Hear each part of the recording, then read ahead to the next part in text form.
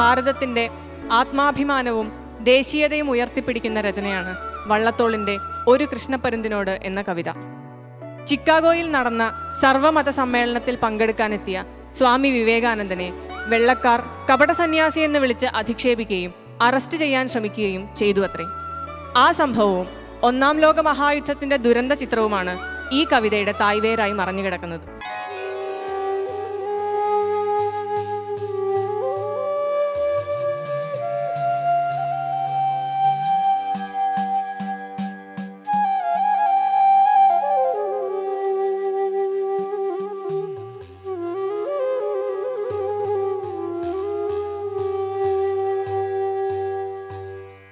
സുരസിദ്ധാദി മഹാസുകൃതി സരണിയിൽ ചരണം ചെയ്യും പക്ഷിശ്രേഷ്ഠനാം ഭവാനിപ്പോൾ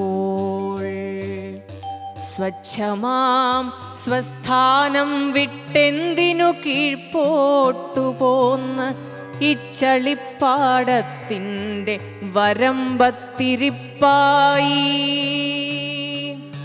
ആ പങ്കിലാംഭസാം ഇപ്പാടത്തോ പതിയേണ്ടു നീ പരത്തിയ ചെന്താർ പട്ടൊളിച്ചിറകുകൾ ഇങ്ങു ചേർന്നിരിക്കുമീ കൊറ്റികളുടെ വർണ്ണഭംഗിയിൽ ഭ്രമിച്ചിതോ ഭവ്യദർശനൻ ഭവാൻ.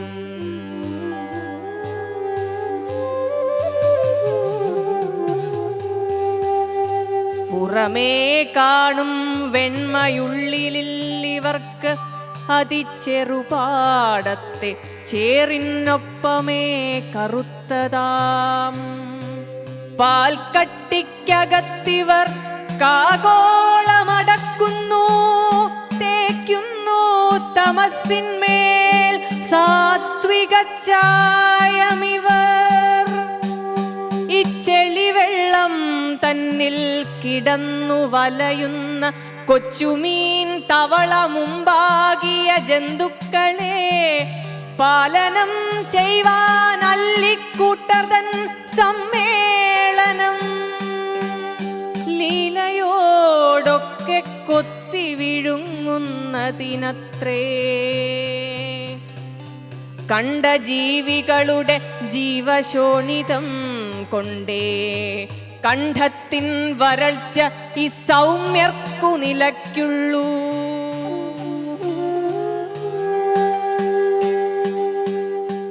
കാവിവസ്ത്രത്താൽ സമാച്ഛാദിത ശരീരനായി കേവലം ഭസ്മാലിപ്ത ഗ്രീവനാകിയ ഭവാൻ ജീവദ്രോഹികളാകും ഇവർ തൻ ദൃഷ്ടിക്കേതോ പാവമായൊരു പിച്ചക്കാരനായി തീർന്നിട്ടുണ്ടാം. ലോലചാമരയായ രാജലക്ഷ്മിയാൾ പർണശാല തൻ മുറ്റമടിക്കുന്ന നാടിതല്ലല്ലോ. ലോലചാമരയായ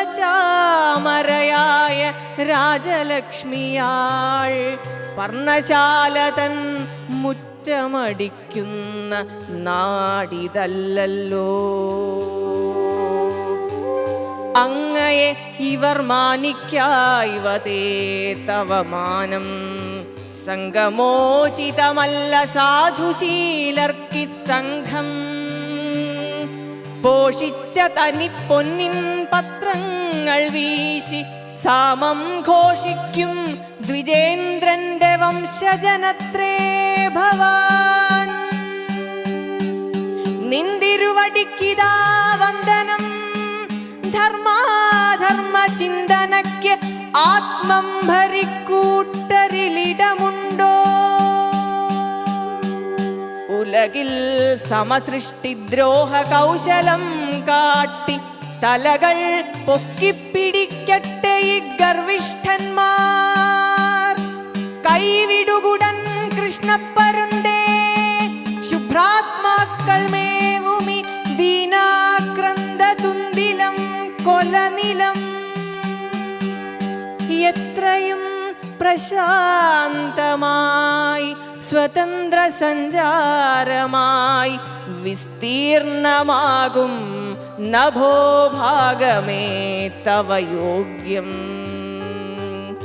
എത്രയും പ്രശാന്തമായി സ്വതന്ത്ര സഞ്ചാരമായി വിസ്തീർണമാകും നഭോഭാഗമേ